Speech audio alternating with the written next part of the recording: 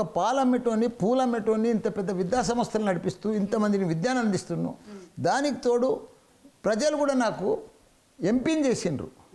నేను Rajya Sabha member of parliament, తర్వాత నాకు సీఎం మినిస్టర్ అయిన నేను, తర్వాత నేను ఇప్పుడు ఎమ్మెల్యే. సీఎం అంటున్నారు, మనసులో బయట పెడుతున్నారా ఏంది? రేపటి రోజున భగవంతుడు ఏం చేస్తాడు తెలియదు కదా, భగవంతుడే.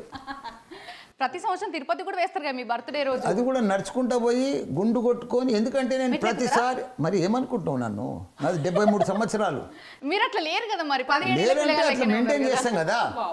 రోజు గంట సేపు యోగా, సాయంత్రం 35 నిమిషాలు జిమ్. సార్ మీరు బాగా నమ్మేది అంటే అదృష్టాన్ని నమ్ముతారా, కష్టాన్ని నమ్ముతారా? నేను అదృష్టాన్ని నమ్మా, దేన్ని నమ్మా, కష్టాన్ని నమ్ముతా.